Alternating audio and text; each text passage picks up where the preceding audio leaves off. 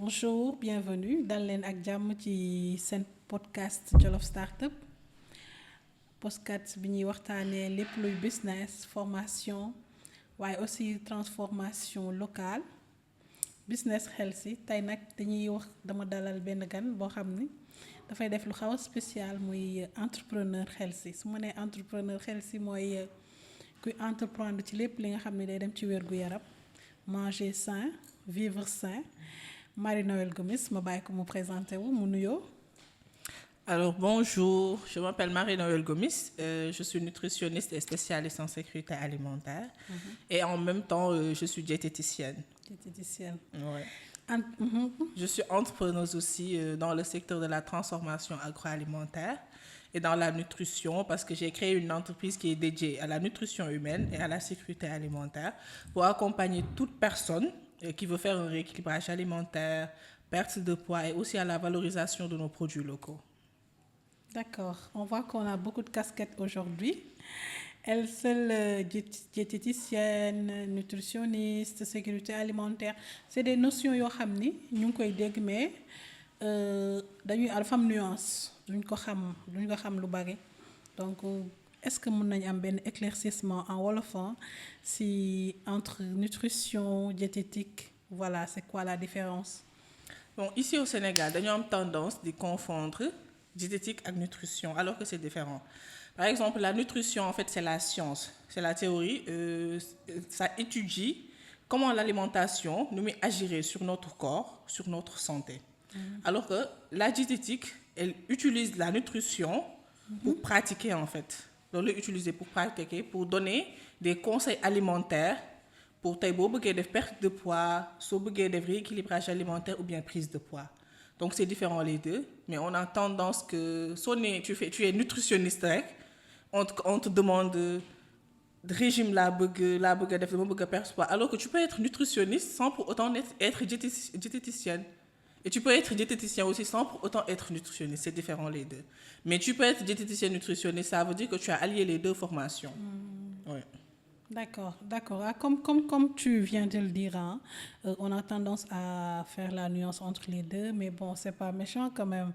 L'un ne peut pas aller sans l'autre. T'es ñaari aussi mën nañ leen boole. Ouais. N'est-ce pas? Voilà. Voilà, tey dañuy waxtaanee l'entrepreneuriat healthy. Je l'ai dit tout à l'heure, entreprendre dans le milieu dans un domaine boo xam ni dafay dimbali nit ñi ci seen wér-gu-yaram mais aussi di dimbali suñu baykat yi. Genre la transformation des produits locaux. Mën nga ñu wax ci lan ngay def carrément? Bon, sa marque bi aussi, ça s'appelle comment? Ma marque, ça s'appelle Freslia. Bon, c'est pas une marque, c'est une entreprise. Il y en a deux. Okay. Il y a Freslia et il y a NJ. Ça veut dire Nourish Enjoy. Ok. Oui, mais NJ, c'est par rapport au jus. C'est-à-dire, je fais la production de jus à base de fruits et légumes, sans sucre ajouté, sans additifs. Parce qu'au Sénégal, nous avons constaté que nous consommons sucre de bari. Toutes les boissons qu'on utilise, même si c'est locaux, même si nous avons des valorisations sur les produits locaux, quand nous avons des sucre, si boissons, nous avons bari trop. Et que nous constaté que le diabète est plus haut. Il y a une fièvre qui est liée à l'alimentation des gens. Donc, je fais des produits sans sucre ajouté avec les produits de du Sénégal, oui. Que ça soit jus de betterave, jus de concombre. Mais si on jus de betterave, ça ne veut pas dire que betterave que c'est am. Dañuy utiliser betterave ak hibiscus, c'est-à-dire bissap bi, mais du am sucre. Légui mën nañ utiliser benen fruit pour jéem ko sucré, comme par exemple le raisin rouge ou bien fraise, pour relever un peu le goût, parce qu'on sait que naan lu amul goût tamit c'est pas agréable pour tout le monde. Am nañ jus de carotte, jus de gingembre, jus de concombre aussi. Mais tout ça, ce sera des combinaisons yoo xam ne dañ koy utiliser pour nga mën ko naan sans pour autant yow nga si dolli sucre wala nga si dolli lem. Il y a aussi après les jus, comme l'entreprise c'est Freslia, dañuy valoriser les produits locaux, dañuy def ay farine infantile yoo xam ne dañ koy fortifier wala ñu enrichir ko pour les enfants qui sont malnutris. D'accord. Mais à part les enfants qui sont malnutris aussi, vu qu'on est dans la prévention, tout simplement pour les enfants de 0 à 5 ans, mais bon, pour les farines, c'est à partir de 6 mois que vous pouvez utiliser.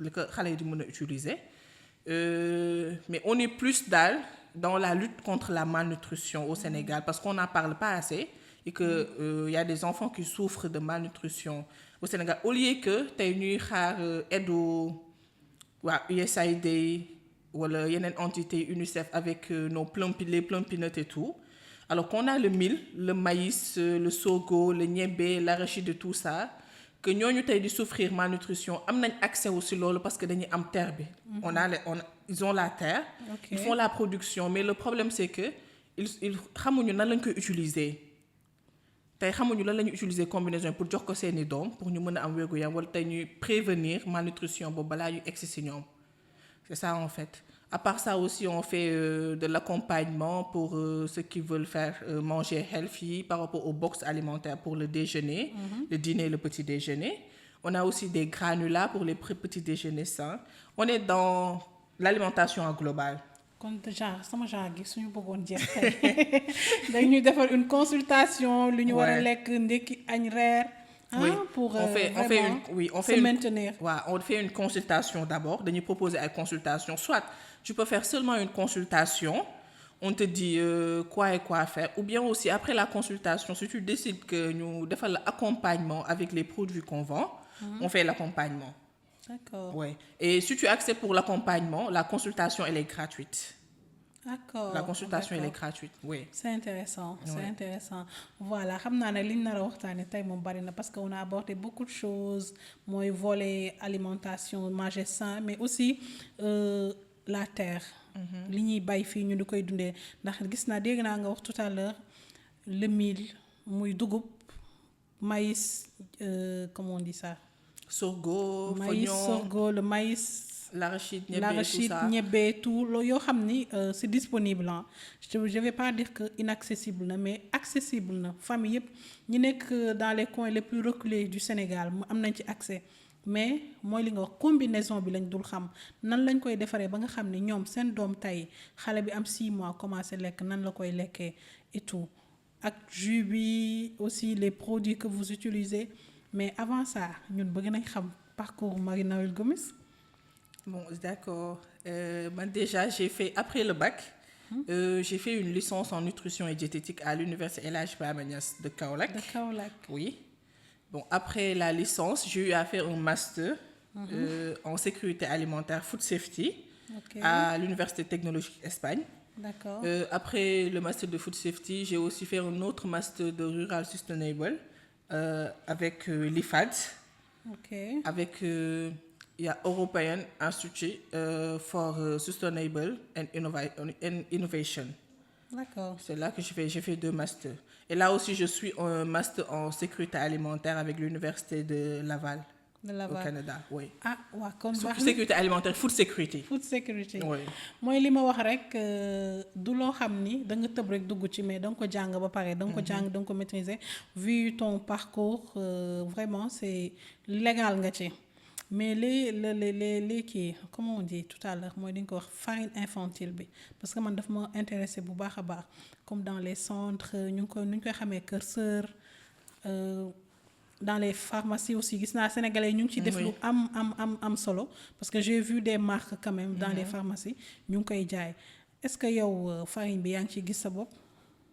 Bon, oui, pour le moment, on n'a pas encore commencé à commercialiser. Ok. Nous ici tester des phases de test, oui. D'accord. Commencer une commercialisation, mais je pense que si nous commençons à commercialiser, notre objectif c'est plus la sensibilisation et que pas seulement on n'est que Dakar en fait.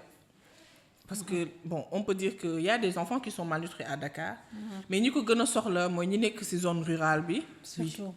Donc, de telle sorte que peut-être au lieu ñu koy def kon les sachets avec la couverture et tout boo xam ne peut-être aujourd'hui di nga ko jëndee à 100 000 je sais pas 4 000 jëm kaw et que ñee duñ ci am accès on va essayer de faire peut-être di jaay par 1 kilo 2 kilos pour que ñi nekk ci zone rurale bi oui am ci accès mën ci see gis seen bopp. ok donc waa j'ai vu parce que cible bi aussi dañ leen d'habitude suñu entrepreneurs yi ñun entrepreneurs yi laay wax sax dañuy fàtte ceux qui sont dans le monde rural. Oui. Et ci lañ bokk vraiment ci lañ bokk te ñoom dañ koy soxla gaa ici à Dakar dans les grandes villes soxla nañ ko mais ñoom ñoo ko gën a soxla. Et c'est une très bonne idée. léegi jus bi moom nu muy demee j'ai entendu carotte betterave raisin. Bon j'ai jamais goûté comment ça se passe.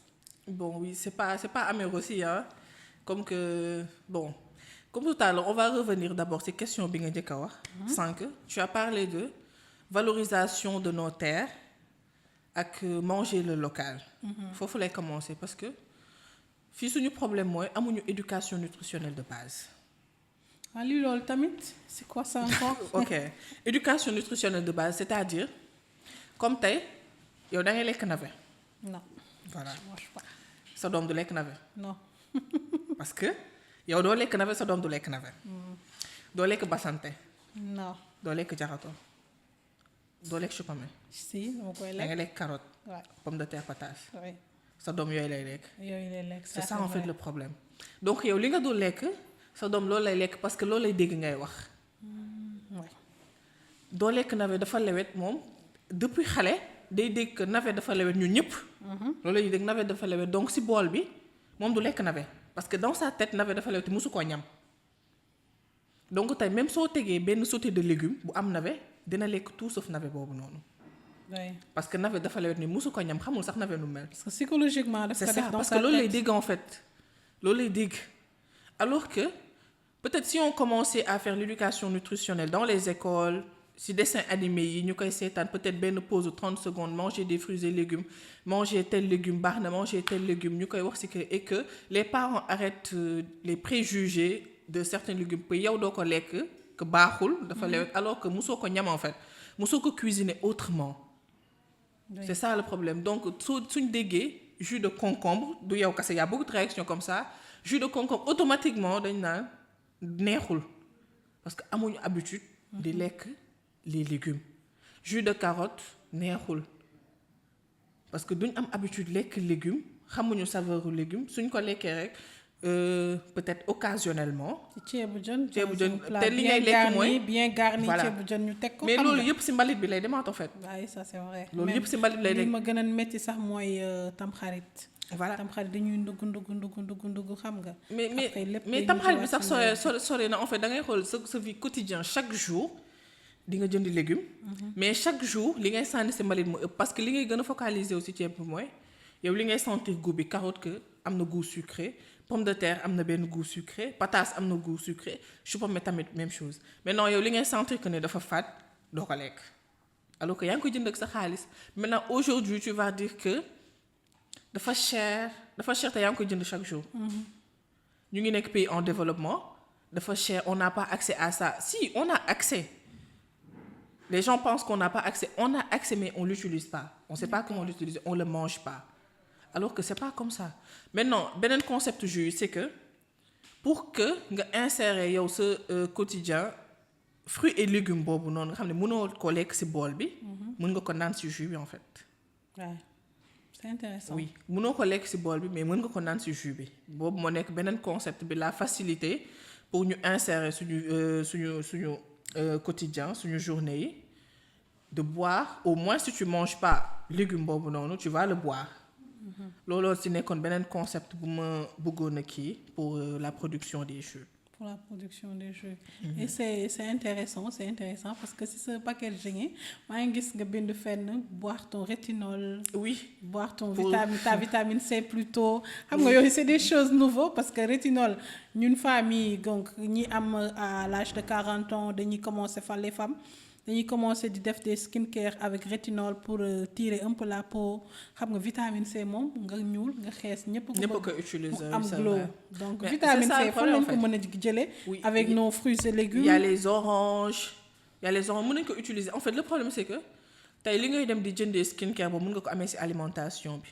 ah oui oui yaa ngi daaneel waa industrie mën nga ko amee c'est ça c'est vrai skincare mën nga ko mais ñoom loolu la ñu utiliser. Ok. comme tey yaa ngi utiliser ñu bari dañuy utiliser pour am temps huile de carotte.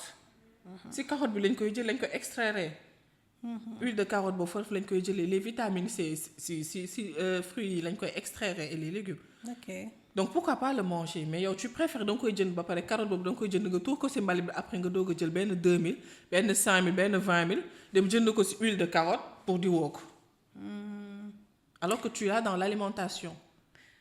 Ouais, ça, Tout ce c'est que vrai. tu cherches, tu l'as dans l'alimentation en fait. Peut-être ñële dañu communiquer le plus sur leurs produits. Oui, Peut-être c'est c'est la ça. Bon, communication. c'est ça que je dis qu'on n'a pas l'éducation nutritionnelle de base au Sénégal. Amuñu kon tey boo nekkee xale ñu ne la nga xëy déjà le premier problème mooy da ngay gis soo nit soo amee doom soo commencé di ko jox les premiers légumes yu nga koy jox mooy les plus sucrés potage bi carotte ngay njëkk a def. pataas ngay njëkk a toj di ko jox ak pomme de terre. doo xalaat pour après ngay def yeneen yi. Diversification. doo xalaat pour diversifier que après peut-être nga dugg ci basante nga tas ko wala peut-être basante bi nga jël ko nga def kon genre frite pour mu lekk ko alors que dans les autres pays tu vois que da ngay gis des vidéos dañuy proposer leurs enfants comme tey benn légume xale bi ne non je veux dama bëgg pizza wala dama bëgg tacos wala dama bëgg lii mais légume boobu la ñuy jël defaree ko pizza boobu noonu mu nekk seen pâte mais nous xamuñu beneen manière di ko cuisiner à part togg ko sóoraale ko noonu yëpp teg ko. mais non mais il y a plusieurs façons yuñ mën a toggee suñuy légumes te dinañ ci am bienfait yi ci soxla yëpp. sans pour autant di rajouter leneen di jënd leneen non. li nga wax noonu j'ai vu une vidéo l'autre jour femme bi kii la doon defar batansé aubergine. aubergine bi la ci def ci ay farci viande hachée après mu def ci le truc là fromage et tout dugal ci four génne mais j'étais ébahie parce que maa ngi naan ñun comme li nga wax rek. oui lu ñu xam jël batansé togg ko. non on fait pas. et pourtant nos frères de la Guinée là nos sœurs de la Guinée à côté dañuy def une sauce aubergine yu neex. oui dañuy quand togg j'ai sauce proposé à un aubergine client les pâtes à l'aubergine. pâte à l'aubergine. pâte à l'aubergine. Comment ça se passe? C'était des pâtes à l'aubergine bi ngay jël donc koy dagg comme par exemple soo defee sa viande hachée parce que man tout ce que je cuisine c'est sans huile je rajoute pas de l'huile soo defee sa viande hachée bi su commencé ñor nga dagg sa aubergine yi nga dagg aubergine bi en dés avec les carottes nga def ko ci fekk baxal nga sa pâte ba pare après nga def ci sa pâte bi avec un peu d'épices yoo ko mélanger et c'est super bon tu sens même pas que ne comme dafa lewet wala dafa amer ou bien quelque chose comme ça non c'est parce que amuñu habitude de diversifier suñu aliment nous tout ce qu'on mange c'est du riz du pain. Ouais, ça c'est vrai ça c'est nous le West Afrique. Du riz du pain alors que amaguñ sax autosuffisance en riz on a le mil boo xam ne mu ngi fii chaque année nit ñi dañ koy yor mais jamais nga nit xalaat que ne oui weer bu dee damay jënd xaaju saaku riz peut-être di diversifier xaaju saaku mil peut-être di diversifier au lieu du riz seulement avec le mil le maïs wala beneen façon. Le mil bi à part le tchéré le tchéré fondé. Il y a tchéré fondé là, il y a d'autres façons. Moi j'ai même vu pain en sorgho. Ouais. Il y a beaucoup de gens qui le font. Mais ñun jàpp nañ ne su nekkul blé lekkoo mburu lekkoo dara en fait alors que c'est pas ça on diversifie pas notre alimentation. Mais gis naa nag ça commence à changer pour mon expérience hier une dame sur TikTok m'ont livré ay goûter mais des biscuits à base de mil. J'ai oublié même son nom vraiment ce serait une belle publicité pour elle jàpp ma turam Grand Yoff la dëkk mais c'est des biscuits à base de mil elle fait des chips avec pomme de terre defaral ko pomme mais biscuits ak cookies à base de mil mu def say pépins de chocolat mais les enfants ont aimé te vraiment c'est ça man sax dama ko lekk doo sentir suukar bi doo sentir dara c'est ça vraiment mais on le fait pas léegi comme par exemple déjà commencé nga jox xale bi mil boobu ok dina xam mais su demee tey ba mu nekk mag nga bëgg ko forcer loo ce sera un problème. ce sera un problème. mais à bas âge soo commencé di def diversification au lieu de ceeb kese parce que ñun ñëpp loolu lañ màggaale donc loolu lañ xam pour ñu lekk leneen à midi soo ma tegalee cere je vais pas le manger su ma gisee riz je vais manger le riz. oui à midi soo ma tegalee laak ma gis lee je vais manger le riz je vais pas ma gis ceebu jën je vais manger le ceebu jën je vais pas manger le lard wala le cere parce que kon loolu lañ xam en fait pour ñun añ ceeb la. ndékki mburu la donc ñiy lekk chaque jour mburu c'est pas bon du tout chaque jour ceeb on diversifie. waxaatal nga ni lan. chaque jour mburu c'est pas bon. chaque jour ceeb bi aussi c'est pas bon du tout parce que on diversifie pas tout le temps riz la ñuy lekk ñun dañuy jàpp que ni on diversifie. parce que bu tey bu ñu toggee domada suba ñu togg ceebu jën gannaaw suba ñu togg yaasa mais c'est le riz. c'est toujours à base de riz quoi. Oui. dañuy changer juste manière bi ñu koy toggee mais c'est le riz. La sauce qui vient oui. avec la ñu changer. On mange le riz tous les jours c'est pas possible Il faut diversifier. Et quand on mange le riz, on mange peu de légumes. Ouais. Peu de légumes et de protéines. mais loolu tamit c'est un combat ah dina nakaree dindi ci mentalité Sénégal et avec notre façon de faire et bon lépp nag dañ ko indi ci la conjoncture dëkk bi metti na et tout mais gis naa ni produit yooyu mais noonu bon dëkk bi metti na mais produits yooyu noonu yaa ngi koy jënd ba pare. cherul sax cherul mais yaa ngi ko jënd ba pare en fait. dëkk bi metti na mais produits yooyu yaa ngi koy utiliser déjà. yaa ngi koy jënd ba pare donc c'est ce que je disais dëkk bi mettiwul côté boobu parce que tu as accès à ces aliments mais tu sais pas l'utiliser.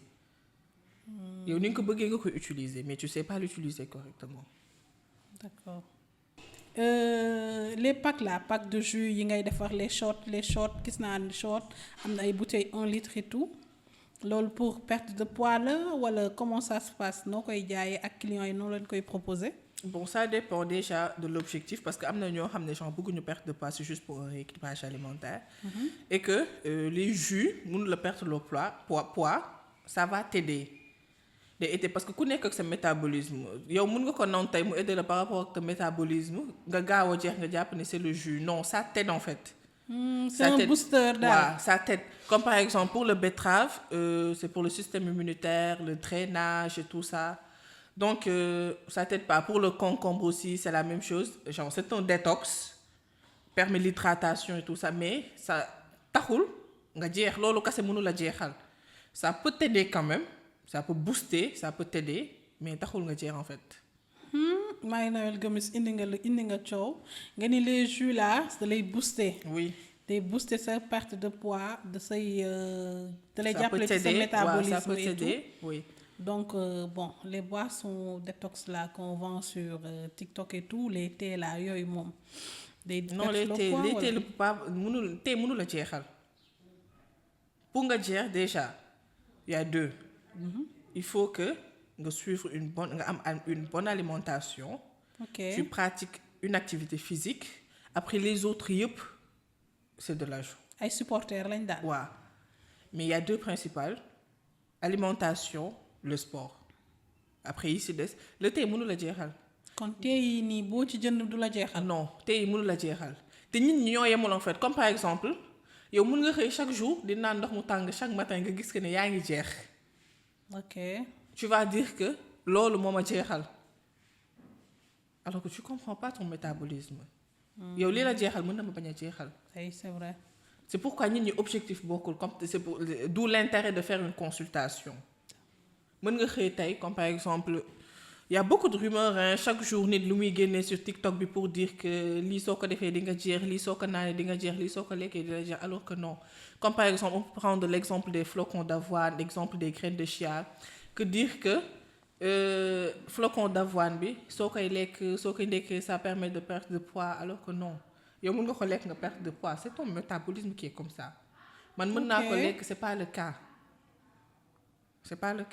nit ñi bokkuñu métabolisme mais nit ñi lépp luñ bokk mooy pour perdre de poids c'est sûr et certain c'est une bonne alimentation rééquilibrer ton alimentation rééquilibrer ton assiette moins d'huile moins de sel moins de gras je veux dire au lieu de moins d'huile moins de gras moins de salé ajout de sel ajout de bouillon yu bari moins de sucre genre manger loo xam ne c'est équilibré et faire une activité physique su ma nee activité physique ça veut pas dire que dem yëkkati poids non genre tu peux même faire une marche de 10 minutes l'essentiel que na nga bouger bu lekk ba pare di toog genre la sédentarité. D'accord. Pour nga éviter sédentarité même su dee une marche de 10-15 minutes par jour c'est bon mais au moins tu bouges ton corps et manger ça.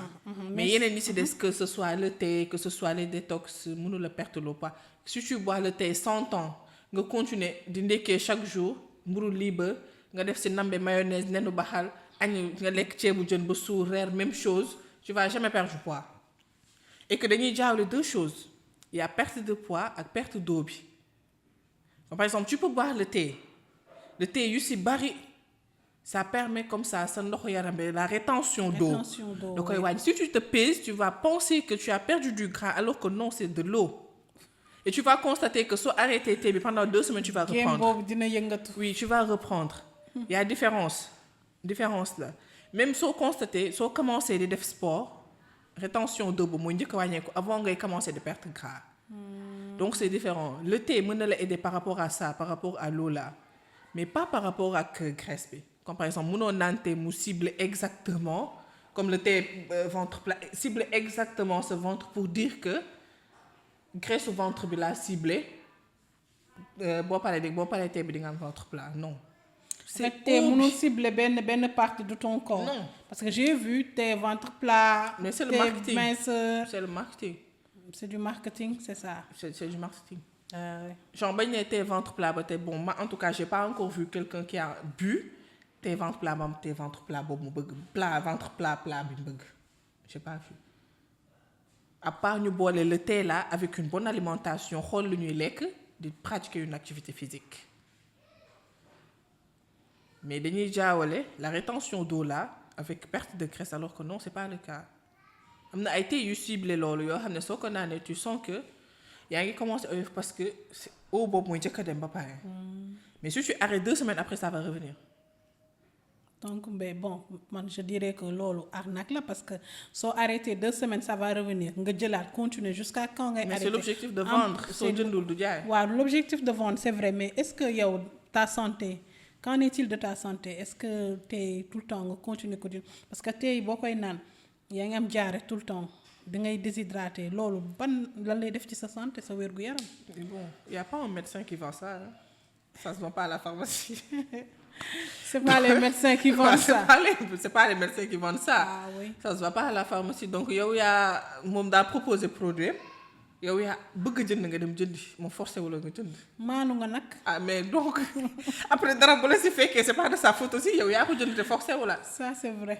C'est pas forcé. Ça c'est vrai. Alors que tu peux faire des choses qui sont très faciles des astuces qui sont très faciles pour permettre cette digestion il y a le gingembre il y a beaucoup yoo xam ne il y a bisaab bii nii mais ñoom ñooy tayal en fait ils préfèrent comme par exemple ñun Mumbai lañ xam kii day jaay te naan naa ko sentir naa que ne man oyof naa ñun ñëpp dañuy dem. ñun ñëpp dañuy dem jëndi c'est ça notre problème. On est des suiveurs en Oui. fait loolu moo ñu gis sonal. ñun ñëpp dañuy dem jëndi topp c'est tendance. ça mais en réalité ñun ñooñu ñëpp jënd ji yàlla xam na ne majorité bi gisuñu résultat mais dañ koy jël teg ko noonu après passer à autre chose keneen bu defaatee pub ñu dem jëndiwaat si kooku dem si leneen c'est ça notre problème. Parce que société de consommation lañ nekk ki dara dox na ñu dem jënd ci moo tax gis nga business même dans l'entrepreneuriat moom bu ñu fàtte ni ci entrepreneuriat la ñuy waxtaanee business dara day xew wala dara dafa dox rek ñëpp dem defi ko. yow boo duggee ci dara c'est un produit chercher à améliorer li ñëpp di def mais apporter quelque chose de plus quelque chose de nouveau boo xam ne dina la mën a démarquer ci ñi nga xam ne ñooy jaay le même produit. Mais bon malheureusement les jeunes entrepreneurs on le fait pas dañuy suivi la ñuy def en fait dañuy topp dara rek tendance dara xew na ñun ñëpp ñu dugg ci après dañu yàqal ñu yàq mais boo ci duggee man bañu ma nga dugg ci mais boo ci duggee apporter quelque chose de nouveau xoolal lan moo manqué ci produit boobu le marché ñun nit ki lan moo ko ci manqué client bi lan la soxla les besoins du client nga apporter loolu noonu pour gën a mën a fësal démarqué wu ci mouvance boobu. ci formation bi la ñuy kii il y a des structures pour vous former à part l'université bi nga def l'université El Hadj Ibrahima Niass El Hadj Ibrahima Niass de Kaolack El Hadj Ibrahima Niass de Kaolack xanaa vous faites partie des premiers ou oui bon je fais partie de la première promo. Première promo. Oui. D'accord, pur produit du Sénégal. Ah c'est bien la formation et tout après le parcours bi nga wax mais ici au Sénégal est-ce que am na des structures à part l'université yoo xam dina former ay nutritionnistes wala képp ku bëgg a lancer sur l'entrepreneuriat sain healthy comme je l'ai dit tout à l'heure les produits ñan fan nga ko mën a jàngee pour nga bañ a tëb rek dugg ci. Bon pour la nutrition je sais que il y a l'université El Hadj Ibrahima Niass fi ma jàngee. Il y a Gaston Berger mais c'est un master UGB. Okay. C'est un master que tu peux le faire master en nutrition. Okay. Il y a l'UCAD aussi mais là-bas aussi c'est un master genre ñun kese nga mën a def licence en nutrition. Il y a aussi une beneen école privée bu nekk biir UCAD je connais plus le nom. C'est pas l'ESP. bu bees la non c'est pas l'ESP bu bees la ñoom dañuy def nutrition je pense daaw lañ ubbi. D'accord. J'ai vu la publicité dañoo commencé def suñu école de nutrition gis naa ko nutrition et diététique ñoom it dañuy def formation bi la licence BTS je pense pour 3 ans là-bas mais bon j'ai pas trop d'informations dama ko gis ni juste pub daaw bi ak ren bi pour la rentrée scolaire d'octobre novembre. Mais à part eux pour les universités il y a l'UCAD en master nga ko mën a intégrer il y a l'UGB aussi en master à part nous en licence pour les universités publiques oui. D'accord. Et dans des structures comme ISRA ak RSP ñooñu lan la ñu apporter sur la nutrition genre même pas la nutrition même entrepreneur bu jóg rek bëgg a defar des jus naturels des produits yoo xam ni c'est bon pour la santé yooyu lan lañ ci apporter. Bon je pense que ñoom c'est pas l'ISRA c'est l'ITEA en fait. ITEA plutôt. Oui, ITEA waaw ITEA eux aussi ils forment. Ils forment pour des entrepreneurs qui sont dans le secteur de la transformation agroalimentaire et ils sont certifiés. Ok. Oui. Eux, ils forment, je pense, des formations de 1 mois, 2 mois, 3 mois, ça dépend. Que ce soit pour les jus, les produits laitiers, pâtisserie, tout ça. Ils forment dans tout ce qui est dans le secteur de la transformation agroalimentaire. Je pense que l'ESP aussi pour la qualité et tout. Eux, ils font ça pour la certification. Certification oui. Qualité de certification, oui.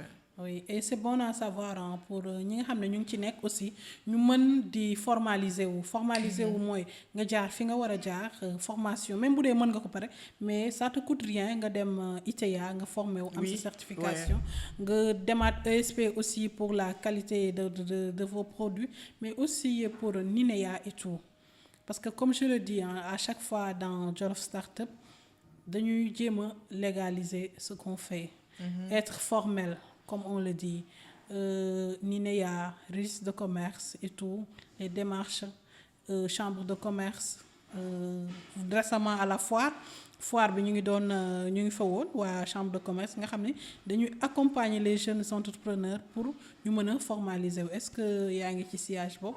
Bon si moi j'ai déjà NINEA bi ak registre de commerce bi et que c'est pas difficile c'est pas difficile pour am ko je pense casier judiciaire ngay ut je sais pas quoi quelques papiers tu vas déposer quelque temps après ils vont te donner un rendez-vous pour venir le prendre te donner tout en même temps que ce soit c'est à APIX c'est à APIX oui ñu jox la sa NINEA sa registre de commerce si tu as marque ak protection marque bi donc c'est pas difficile et tout ça peut-être les gens n'ont pas beaucoup d'informations par rapport à ça ou peut-être c'est la paresse.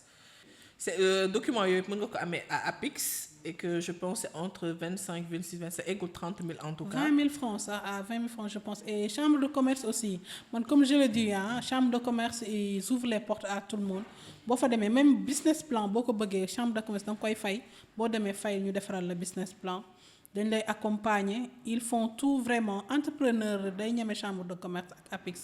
boo fa demee même s'il y a l'ADPME aussi qui accompagne les jeunes entrepreneurs pour tout ça surtout. Même soo bëggee pour formaliser wu et tout ça pour les formations dañ lay accompagner dans tout ça et pour le business plan et tout pour sa comptabilité genre si tu es débutante wala débutant dans l'entrepreneuriat si tu te rapproches de l'ADPME mën nañ la accompagner dans tout ça pour ce NINEA ce registre de commerce par rapport ak chambre de commerce par rapport ak ce business plan comment va se passer yenn détails sa comptabilité dinañ le suivre par rapport à tout ça. À tout ça. Oui. Et les formations aussi pour les entrepreneurs dañ les suivre dans tout ça. Dans tout ça. Les accompagner en fait. Oui. Il faut juste se rapprocher vraiment ADPME aussi. Vraiment c'est intéressant mais man le problème que j'ai mooy dans nos familles comment dire ceeb baaxul parce que bu ñu juddoo ba léegi ceeb la ñuy lekk bu ñu màgg di lekk ceeb le message comment ça se passe chez toi d'abord est-ce que c'est pas nekk benn guerre boo xam ne pour faire convaincre les gens et tout. Bon oui du ceeb bi baaxul mais nu ñu koy lekkee moo baaxul en fait. Comme ça di ko lekk chaque jour tu diversifies pas et que tu manges pas beaucoup de légumes ni de protéines donc yow li ngay lekk mooy ceeb bi kese alors que ceeb bi li nga sa yaram li mu soxla yëpp mënu la ko apporter. Donc il faut de temps en temps di ngay diversifier sa togg au lieu de ceeb kese demain mën nga def légumes sautés surtout période légumes yi nii. légumes day am nga def légumes sautés pour moi surtout xale yi sax nga leen di imprégner. par rapport ak adaptation ak acceptation légumes yooyu noonu. mën nga def légumes sautés demain mën nga def 1000 genre qu'importe on a beaucoup beaucoup de produits alimentaires au Sénégal yoo xam ne mën nañ ko toggee mais ñun dañuy focaliser juste sur si ceeb bi. alors que feebar yu bari yu ñu am ceeb bi moo ñu ko jox. ceeb bi ak mburu bi. waaw ñun de dañu foog ni ceeb bi moom diabète bi kese diabétique yi kese ñoo ko war a moytu. non tout le monde parce que déjà du diabétique yi kese parce que dañuy xalaat suukar bi nekk ci ceeb bi moo tax ñu naan diabétique yi mais ni ñuy toggee ceeb bi avec tous les bouillons yu ñu ci dolli même ceux qui sont hypertendus. ñi amee hypercholestérol mi tamit même chose genre le cholestérol c'est la même chose parce que non seulement day niin. day saf xorom day bëri bouillon en plus ceeb kese la ñuy lekk donc ñooñu ñëpp dañuy éviter ceeb bi alors que c'est pas le cas. donc que ce soit yow ngay régime pour perte de poids que ce soit nga nekk rééquilibrage alimentaire que ce soit yow nga diabète nga am hypertension nga amee cholestérol ak feebar boo munti am waa kër gi lu ñuy lekk dans l'air non war nga ko mën a lekk. ça dépend ci ni ñu koy toggee. waaw voilà donc su dee mënoo ko lekk comme par exemple yow soo décidé pour def rééquilibrage alimentaire mënoo lekk li ñuy togg ci kër gi c'est parce que y a problème soo décidé perte de poids mënoo lekk li ñuy lekk ci kër gi c'est parce que y a problème soo diabété mënoo lekk li ñuy lekk ci kër gi c'est parce que y a problème. c'est parce que nu ñu koy toggee. ak nu ñu koy yekkee ak nu ñu koy lekkee c'est ça le problème en fait notre alimentation nekkul aliments yi. ça c'est vrai. c'est ce qu'on dit que c'est pas notre rapport avec le riz avec le sucre mais comment on l'utilise en fait comment on le mange. aujourd'hui yow boo décidé perte de poids comme régime on a tendance aussi soo nee régime rek dañuy yaakaar ne peut-être tu dois être millionnaire tu dois être à l'aise financièrement alors que non c'est pas le cas. mais les consultations là les prix nu muy demee les consultations parce que comme li nga wax rek l'utilité de la consultation ku ñëw tey bëggoon consulter ci yow pas nga joxe forcément le prix mais la fourchette de prix. la fourchette c'est entre 20 000. ok oui ça commence à 20 000 donc ça dépend de tes objectifs avec le suivi et tout. ça dépend de tes objectifs mais ça commence à 20 000 francs. ok et les plats que tu proposes petit-déj déjeuner dîner. comment ça se passe? C'est à partir de 1500. 1500. oui c'est intéressant. oui c'est à partir de 1500. le petit déjeuner. le petit déjeuner c'est à 1500. et le déjeuner c'est à 3000 le dîner 3000. dîner 3000 ça nous fait combien? 7500. 7500 mais si c'est un abonnement au lieu de 7500 c'est 6500. 6500 avec la consultation gratuite. ah c'est intéressant le paquet damay ñëw ci packaging parce que suñu entrepreneur yu bari problème packaging lañu am le packaging adapté ko ba nga xam ni vraiment di nga mën a exporter li ngay jaay à l'extérieur dans la sous-région en Europe partout dans le monde wala sax nga exposer dans les grandes surfaces. Le packaging tu fais comment avec tes packaging pour les jus yi ngay defar. bon déjà pour le jus le packaging que je voulais parce que moi je voulais plus jouer ci marketing bi. parce que c'est pas intéressant comme je pense am na ko doon wax dernière fois j'ai vu la vidéo sur YouTube nu ñuy proposer ñun suñuy produits. dafa ñaaw en fait ça valorise pas nos produits. c'est ça. alors que en Europe que ce soit en Europe en Occident même produit la ñu utiliser mais tey soo demee ci grande surface da ngay préférer produit boobu que ñun suñu produit. da ngay gis tey su la nit proposé jus de bissap bouteille yooyu ñuy utiliser alors que da ngay dem grande surface nga gis beneen keneen ku la produit même jus bi da ngay préférer jus boobu noonu que sa propre jus. duma la dagg j'ai vu ça hier un entrepreneur français c'est un jeune couple mixte le gars il est sénégalais la dame elle est française mais dañu génne benn ay bissap. oui le canette oui j'ai vu bissap gis nga. oui mais le packaging c'est tellement joli tellement bien fait les canettes qu'on voit canettes classiques yi du ma doxee pour publicité les canettes qu'on vend dans les grandes surfaces wala boo soxlaa canette nga dem ci boutique bi canettes yooyu nga gis ce sont les mêmes canettes qu'elle a pris qu'ils ont pris ñu defar ko bissap ba mu nice vraiment et mais nous on fait waxuma sax goût bi mais c'est beau à voir. mais ça attire en fait c'est ça. voilà le packaging ça attire. marketing bi soo si joué ça attire mais nous c'est ça dañoo am paresse boo njëkk a gis rek moom ngay jënd. nga jaay alors que non c'est pas le cas donc man j'étais obligée pour les jus de commander des bouteilles en Chine. ok parce que modèle bi ma bëggoon non seulement aw ma ko fi woon. et que je voulais jouer ci packaging bi pour les produits non seulement pour la visibilité. ak pour couleur bi génn non seulement aussi ak la forme aussi je voulais jouer aussi sur la forme donc. aw ma fi woon packaging bi ma bëgg j'étais obligée dugg sur Alibaba proposer forme bi ma bëgg. comme ça ñoom ñu indil ma ko. donc c'est compliqué pour niveau packaging au Sénégal c'est très compliqué. Ouais, c'est C'est compliqué. très Mais j'ai compliqué. vu, hein, vous faites des efforts vraiment. ndax gis naa les shorts. Shorts, c'est innovatrice. Oui. Parce que dans les shorts, ci ay cocktails lañ ko daan gis ñu defar de petits shorts mais les shorts là nga xam ne nii rek la ñaata ml la. Il y a 50, il y a 75 ml. 50 75 ml nga jënd vite fait boo soxla doo fi sax nekk di xel ci ay tasses et tout ouais. nga naan. C'est à revoir vraiment le packaging mais le matériel de production aussi dañ ciy ñëw le financement comment ça s'est passé da nga dem ak say propres fonds wala dañ la jàppale ak le matériel que tu utilises. Bon, pour le moment, je me démarque sur mes propres fonds. Mais bon, j'attends des financements. Ok. D'autres structures me déposent pour des accompagnements.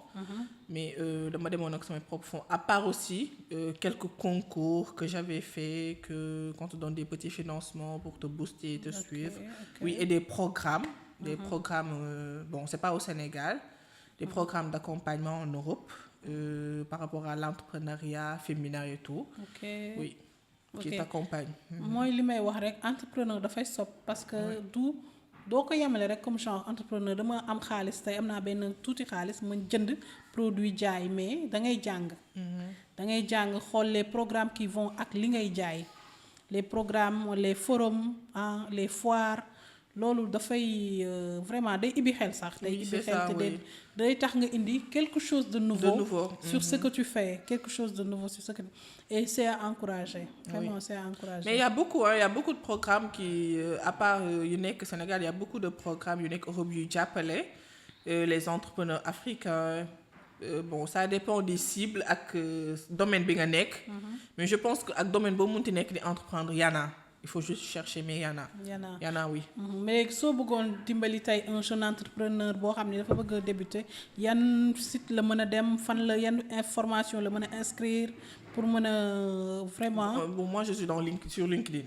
Sur LinkedIn. LinkedIn, oui. waaw On trouve entrepreneur yi dégg ngeen daw leen dem. On trouve tout sur LinkedIn. dem xooli jonkan foofu. On trouve tout sur LinkedIn. Moi je suis sur LinkedIn. Bon, après LinkedIn, bon, je fais des petites recherches. Sur Google, c'est gratuit si tu as la connexion. Et je pense on a tous la connexion. Maintenant, les jeunes ont tous la connexion. Parfois, je fais... dama xaw a stop damay def ay recherches un peu par rapport à ce que je fais. Ak yenn programme yu proposer des suivis, des accompagnements et tout. Parfois, là que trouver. Mais la majorité, je l'ai trouvé sur LinkedIn. Sur LinkedIn. Oui. Voilà, comme ni ñuy wax rek c'est ça dit da ngay sob il faut oser l'entrepreneuriat, oser se former mais aussi oser dem def loo xam ni c'est au-delà di li ngay gis ci marché bi. Au-delà di li ngay gis te daf lay dimbali bu baax a baax. Mais tamit on interdit beaucoup de choses te li ñu gis ci marché bi pour pallier les interdictions bariwul léegi suñu consommation sucre ñun sénégalais xam nañ ni dafa bari lépp jus c'est sucré. Jus bisaab bi ñu gën a bëgg sucre bu bari sucre blanc bi lañ koy defee soo xëyee le petit déjeuner café moom ngay def café ak meew moom ngay def. Bon on a entendu quelque part que boo mënul utiliser sucre bi mën nga utiliser le miel. Le miel boobu nan lay demee c'est bon wala moom tamit ci gars yi la bokk. Bon, déjà, c'est la même chose. Les gens vont créer autre chose aussi. Non? Mais, comme par exemple, au lieu d'utiliser sucre raffiné, moi sucre blanc, vous utilisez si ça café, vous arrêtez sucre bob, vous utilisez miel. Quand vous comprendre que quand tu te dis que sucre bob, non, nous allons faire miel. Alors que ce qu'on fait si miel, li muy agir ci yaram bi benn la parce que yaram bi du comprendre que le miel moom nga utiliser et que le miel c'est naturel non mais les composants qui sont dans le miel li muy agir sa corps avec le saccharose qui est dans le sucre raffiné le sucre blanc c'est la même chose donc ni muy yéegalee sa glycémie ci sucre blanc bi noonu la nar a yéegalee sa glycémie ci miel bi. Stop. Oui parce que xamul que ne ton corps ne sait pas que c'est le miel toi tu sais que c'est le miel. Mais ton corps ne sait pas que c'est le miel. Toi, tu sais que c'est le sucre blanc, mais ton corps ne sait pas que c'est le sucre blanc, non. Maintenant, le problème, c'est que c'est pas le sucre, c'est pas le miel. Parce que l'eau utilisée avec quantité, c'est nuisible. On n'a pas... Nous, notre problème au Sénégal, c'est que... même si, comme je disais, l'Internet est gratuit, on n'utilise pas pour comprendre, pour savoir. Nous suivre la masse, on est des suiveurs. Aujourd'hui, nous, arrêtez le sucre, demain, utiliser miel, tout le monde l'utilise. Alors que non, c'est pas le cas. Même tu vois un diabétique utiliser du miel, alors que c'est naturel. Mais naturel ne peut pas dire que toujours c'est bon, non. tout excès est nuisible. Tu peux pas utiliser aujourd'hui si benn café 3 cuillères de miel 2 cuillères de miel non pour sucrer su duggee sa yaram day yokk pic glycémique bi alors que non c'est pas bon je veux pas faire ça donc aujourd'hui c'est pas le rapport avec sucre miel sucre roux c'est la quantité. Sucre roux aussi ça fait partie. Sucre Oui, brun bi noonu comme parfois on dit sucre brun bi moo sucre gën brun. sucre raffiné bi ça c'est sûr sucre brun bi moo gën mais ce qu'on interdit c'est utilisation avec quantité comme tey benn café nga bëgg see def 4 cuillères de sucre c'est pas bon c'est pas possible. Ok. C'est pas possible. Il faut limiter notre consommation avec tout sucre ajouté.